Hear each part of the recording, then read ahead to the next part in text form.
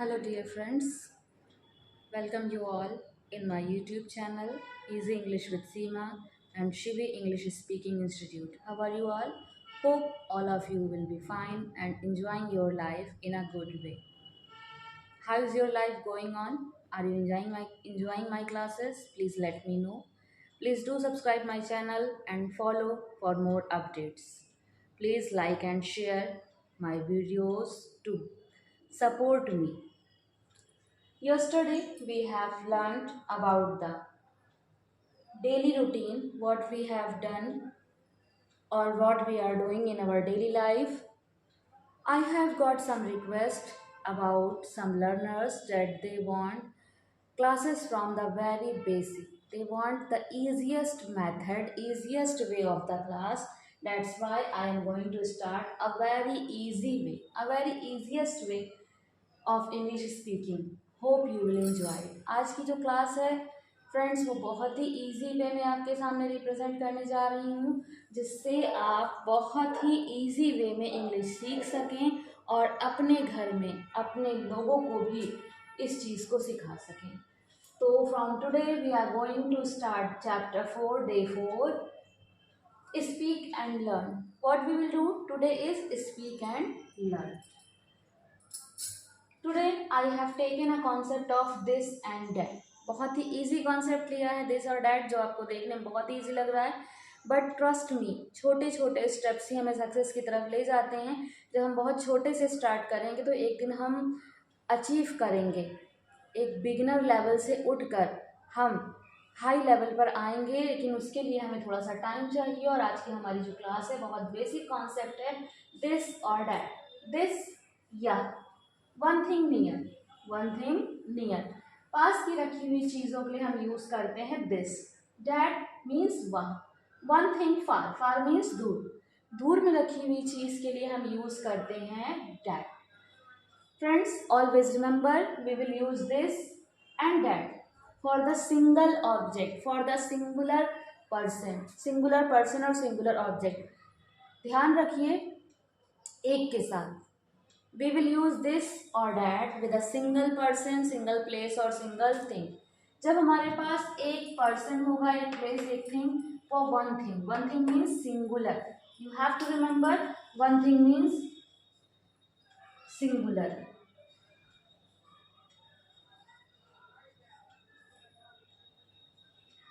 We will use this and that for the singular. This one thing near, that one thing far. Far means दूर. दूर में रखी हुई चीज के लिए हम यूज करते हैं that. This for example, this is a marker. This is a marker. That, that is a board. That is a board.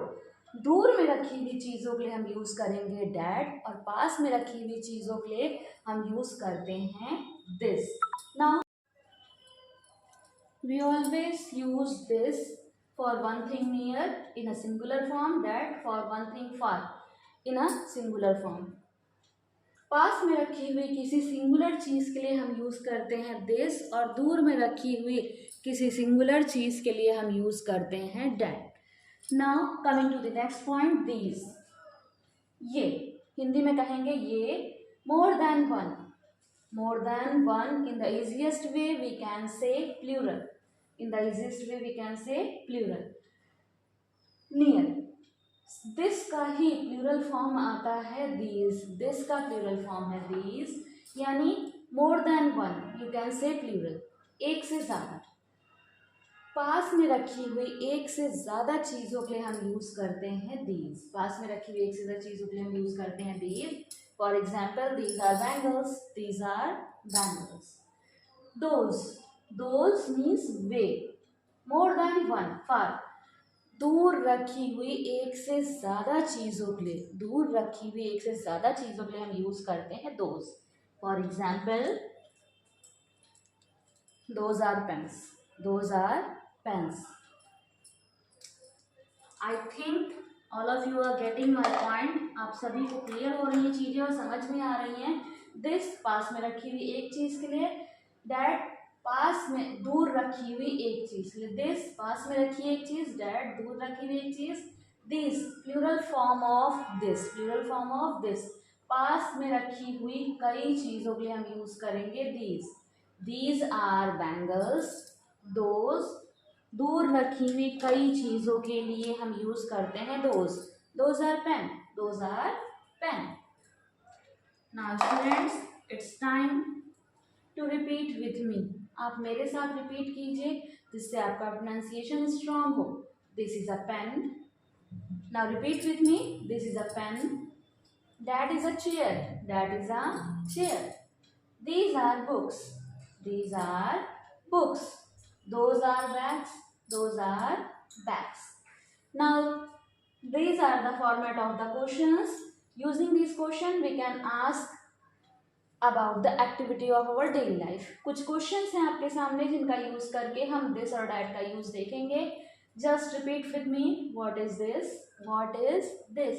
You can say this is a marker. This is a marker.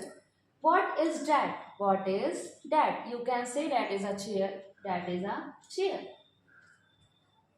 That is a board. That is a table.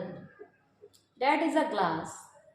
Observe the thing nearby you and repeat with me. आपके आसपास जहाँ भी आप बैठे हैं आपके आसपास में देखिए, एक बार ऑब्जर्व करिए, जो चीज़ें पास में हैं उनका पास में जवाब दीजिए. दिस इज आ. और जो चीज़ें आपके से दूर रखी हैं उन चीज़ों को डैट में आंसर दीजिए. That is a painting. What are these? What are these. ध्यान रखिए दिस का प्लूरल फॉर्म आता है दीज, और दीज का यूज हम करते हैं एक से ज़्यादा व्यक्ति, वस्तु या जगहों के लिए. What are these? ये क्या है? You can say these are my friends. ये मेरे दोस्त हैं. These are my books. ये मेरी किताबें हैं. These are my keys. ये मेरी चाबियां हैं. What are those? वो क्या है? What are those? वो क्या है? दूर में रखी हुई कई चीज़ों के लिए जब क्वेश्चन करेंगे, दोज आर बर्ड्स. वो चिड़िया है. Those are umbrella. ये छाते हैं. Those are utensils. वो बर्तन हैं. दोज आर माई की चेन्स. वो मेरी चाबियां हैं, चाबी के गुच्छे हैं. इस तरीके से हम यूज करते हैं दीज और दोज का, दिस और डैट का. Now come with me with the part 2, right and practice. You have to note down in your notebook and you have to practice in your notebook. आप एक notebook लीजिए, मेरी video को pause कर सकते हैं, वीडियो को बाद में प्ले करके आप देख सकते हैं. एक नोटबुक लीजिए और उसमें आप प्रैक्टिस कीजिए. Choose this that these those. आपको इनमें से परफेक्ट चूज करना है कि वॉट एवर डिटरमाइनर्स, क्या डिटरमाइनर हम यूज करेंगे इन सेंटेंसेस को कंप्लीट करने के लिए. Is a pencil. ये एक पेंसिल है. इज अ पेंसिल एक पेंसिल है. Now choose from this that these those. If you have a pencil near by you, अगर आपके पास में एक पेंसिल रखी है आप लिखेंगे this is a pencil. Is your school. तुम्हारा स्कूल है. तुम्हारा स्कूल है. अभी छुट्टी का टाइम हो चुका है, हम सभी अपने घर पर हैं, कोई स्कूल में नहीं है, तो स्कूल क्योंकि हमसे दूर है तो हम यूज करेंगे that. That is your school. Are my books. मेरी किताबें हैं. देखिए friends, books means more than one, plural form. It is showing plural form means we have to use these or those also. These are my books. ये मेरी किताबें हैं. अगर आपके पास में है, don't worry, you don't need to write books.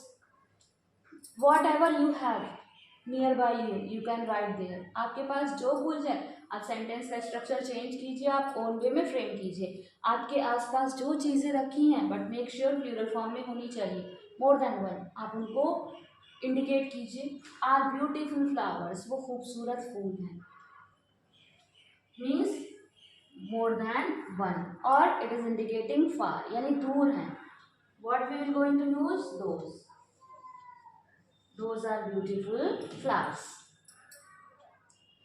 In speaking, we use flowers, not flower. Flower. Focus on the speaking drill. Focus on the pronunciation. Now it's your turn. You have to make 4 sentences. Write down 4 sentences. This is a. Look nearby you. Whatever you have nearby you, wrote down in the sentence. This is a. आपके पास में जो चीज़ है आप उसको लिखिए. This is a, I have a watch, that's why I am going to write down a watch. This is a watch. That is a, that is a selfie stand. दूर खड़ा है मुझसे स्टैंड, तो मैं दैट में use करूंगी. These are, ये हैं. दीज आर, ये हैं. मोर देन वन, आपके पास में जो चीजें हैं आप इंडिकेट कीजिए. For example bangles. Those are, वो हैं. क्या? जो भी आपसे दूर चीजें रखी हैं आप उनको इंडिकेट कीजिए. Those are vases, means flower pot in the big size, flower pot in the big size. Now it is a drill for you all. Make at least 4 sentences using this, that, these, those.